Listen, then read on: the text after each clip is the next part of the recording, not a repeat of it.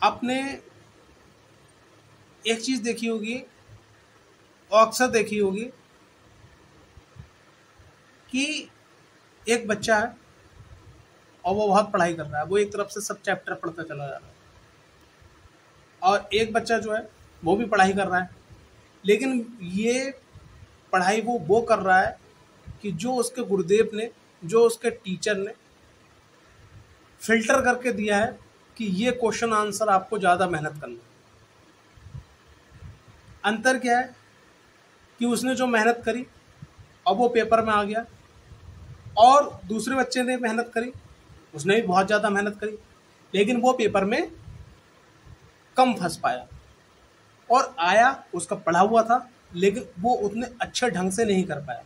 जैसे एक क्वेश्चन आपने 20 बार पढ़ा, 50 बार पढ़ा, उसकी प्रैक्टिस करी तो वो अलग हो जाएगा, और एक व्यक्ति ने उसको अगर 5-10 बार पढ़ा और 5-10 बार प्रैक्टिस करी तो वो अलग हो जाएगा। उसका जो है, जो शब्द है, उसका जो आप जो लिखोगे, उसका जो आप प्रश्न का उत्तर दोगे, उसमें कहीं ना कहीं फेरबदल हो जाएगा, जिससे आपके नंबर यानी अंक आपके कम हो जाएंगे।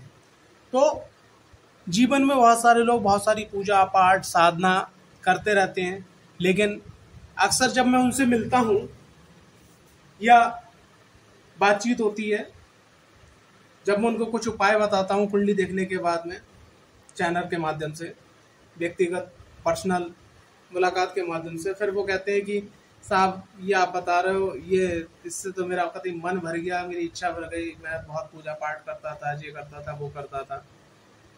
तो यहाँ पर मुझे एक प्रसंग नजर आता है, जो दृश्य नजर आता है वो ये, अक्सर आपने सीरियल में भी देखा होगा, मैंने किताब में पढ़ा है कि पांडवों और कौरवों की शिक्षा हो रही थी, और पेड़ पे चिड़िया बैठी हुई थी, और चिड़िया को मारना था तीर से। तो गुरु द्रोणाचार्य ने पूछा सबसे, क्या नजर आ रहा है? कोई कह रहा आम नजर आ रहा है, कोई कह रहा पेड़ नजर आ रहा है, कोई कह रहा चिड़िया नजर आ रही है। तो अर्जुन से पूछा गया, अर्जुन ने सीधा जवाब दिया, बड़ा शॉर्टकट बता रहा हूँ, कहानी बहुत बड़ी है, कि वो उनको चिड़िया की आंख नजर आ रही थी।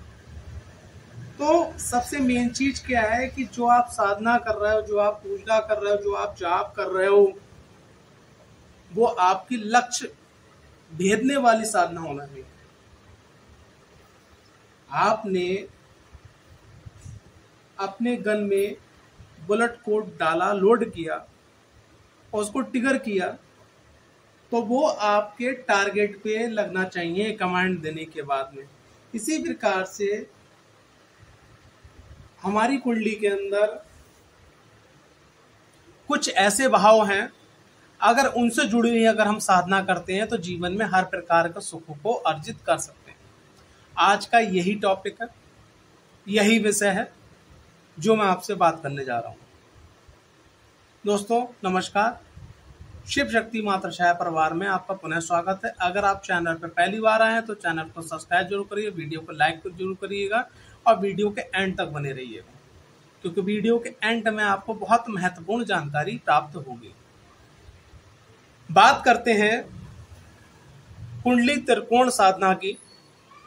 तो सबसे पहले हम बात करेंगे मेष की, ठीक है, यानी मेष 1 नंबर। अब आप यहां देखिएगा 1 2 3 4 5, ये हो गया 5 नंबर, 5 का 6 7 8, और ये हो गया 9 नंबर। 9 नंबर से कौन? गुरु। 5 नंबर से कौन? सूर्य। और 1 नंबर मेष राशि। मेष राशि यानी कि मंगल की राशि। ऐसे लोग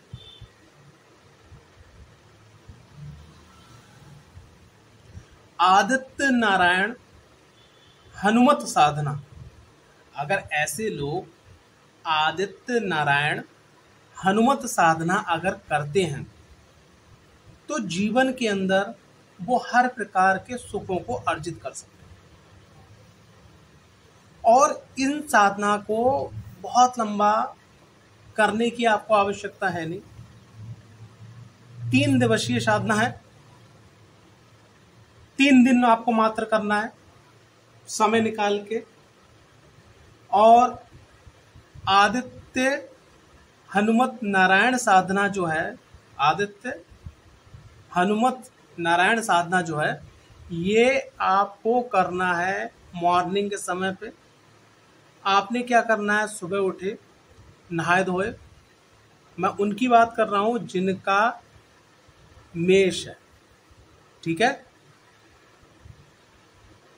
उनको क्या करना है, सुबह उठे, अपने नहाए धोए, अपना मंदिर आपने साफ किया, तो तांबे का एक पात्र लिया, नहाने के बाद में लोटा, उसमें 2-3 बूंद गंगा जल डाला, गए सूर्यदेव को आपने जल दिया, सूर्यदेव के मंत्रों के साथ में, ठीक है।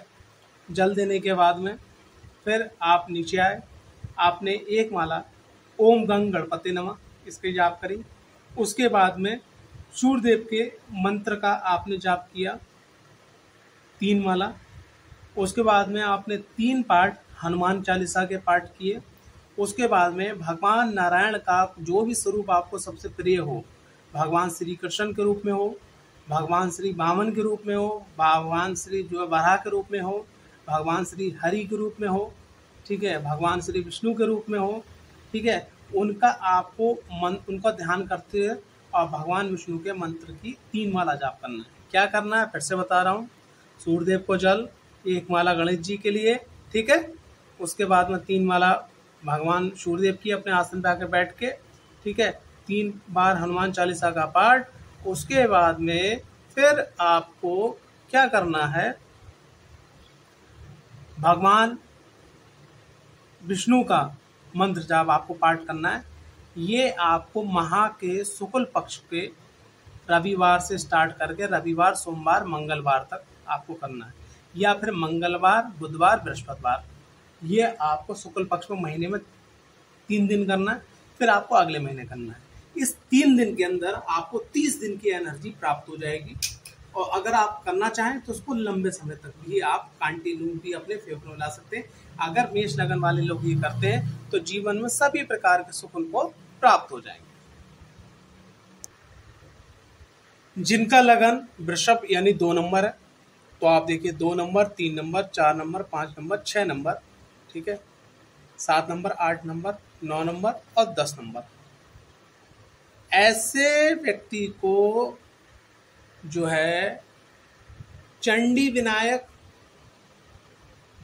या लक्ष्मी गणेश साधना, और सर्वोत्तम तो यहाँ पर रहेगी चंडी विनायक साधना अगर आप करते हो तो आपके लिए बहुत ही सर्वोत्तम होता है।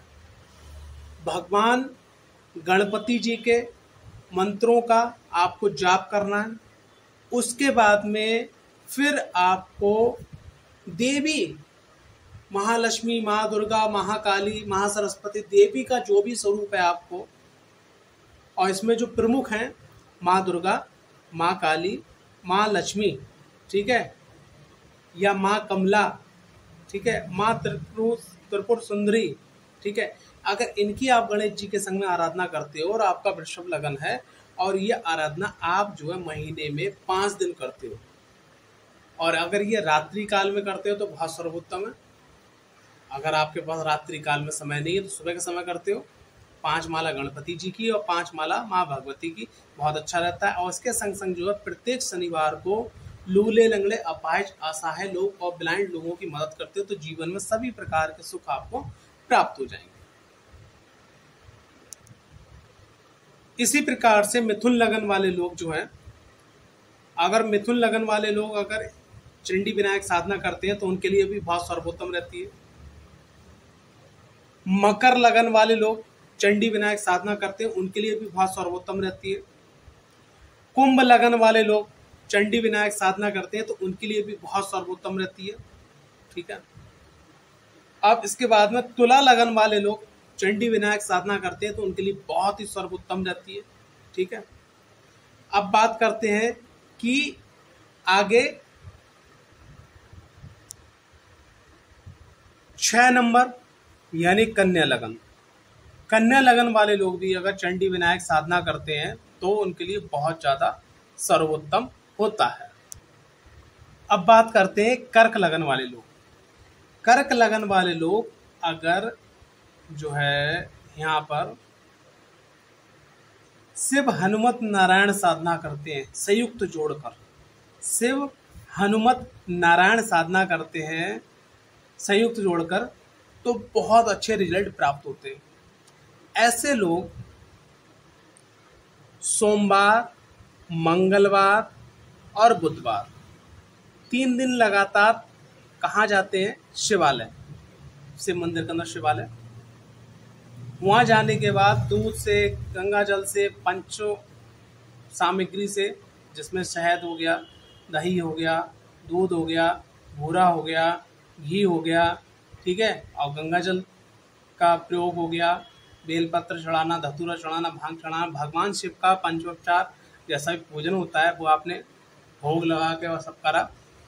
उसके बाद में शिवलिंग के पास ही बैठ के, और जब आप पूजन करो, भगवान शिव का अभिषेक करो, तो ओम नमः शिवाय का कंटिन्यू जाप करो। उसके बाद में शिवलिंग के पास ही बैठ के हनुमत बाबा की चालीसा का पाठ करें, और पाठ करने के बाद में भगवान शिव से निवेदन करें, हे भगवान शिव, मैं आपको भगवान हरिहर नारायण का द्वादक्षर मंत्र ओम नमो भगवते वासुदेवाय नमः, इसका मैं पाठ आपको सुनाता हूँ। 5 माला, 10 माला, 6 माला, अगर आप उनको सुनाते हो, पाठ करते हो, और ये प्रक्रिया महीने में लगातार 3 दिन करते हो, फिर अगले महीने में 3 दिन करते हो, फिर अगले महीने में 3 दिन करते हो, तो कहते हैं कि जैसे आपने सिम में रिचार्ज किया, पूरे महीने तक जो उसकी वैलिडिटी काम करी, तो ये एक ऐसा रिचार्ज है जो आपको आध्यात्मिक, भौतिक, ठीक है, शारीरिक, मानसिक सभी प्रकार के सुकून सुविधाओं को उपलब्ध कराएगा, और साथ ही साथ कुछ हिस्सा आपका उसके लिए जमा हो जाएगा, आपके विपरीत या विपक्ष के समय के लिए। जैसा कि शुरुआत में बताया, मेष लगन वालों के लिए आदित्य हनुमत नारायण साधना वो सेम प्रकरण रहेगा आपके सिंह लगन वाले लोगों के लिए। आदित्य नारायण हनुमत साधना धनु लगन वाले लोगों के लिए भी सर्वोत्तम रहेगी, और आदित्य हनुमत नारायण साधना मीन लगन वाले लोगों के लिए, ठीक है, और वृश्चिक लगन वाले लोगों के लिए भी सर्वोत्तम रहेगी। लेकिन मीन लगन वाले लोग और वृश्चिक लगन वाले लोग अगर साथ ही साथ आदित्य हनुमत नारायण साधना में जो है भगवान शिव का अभिषेक जोड़ लेते हैं तो सर्वोत्तम होता है। तो यहाँ पर मैंने अभी आपको मेष से लेके और मीन लगन तक का चैप्टर बताया, जिसमें वृषभ, मिथुन, मकर, कुंभ, तुला और कन्या, इन लोगों के लिए सर्वोत्तम है चंडी विनायक साधना। और इसी के संग संग मेष, ठीक है, और कर्क, और आपका सिंह, धनु, मीन और वृश्चिक वाले लोगों के लिए आदित्य हनुमत नारायण साधना अगर सीधी सीधी भाषा में बात करी जाए तो सर्वोत्तम रहेगी। अगर आपको कोई भी रास्ता दिखाई नहीं पड़ रहा है, एस्ट्रोलॉजरों के माध्यम से बताए गए उपाय भी आपको सजेस्ट नहीं हो पा रहे हैं, क्या करना है, कैसे करना है, कब करना है, तो उसके लिए सर्वोत्तम यही है। इन उपायों को आप कीजिएगा और जीवन में सभी प्रकार के सुखों को अर्जित कीजिएगा।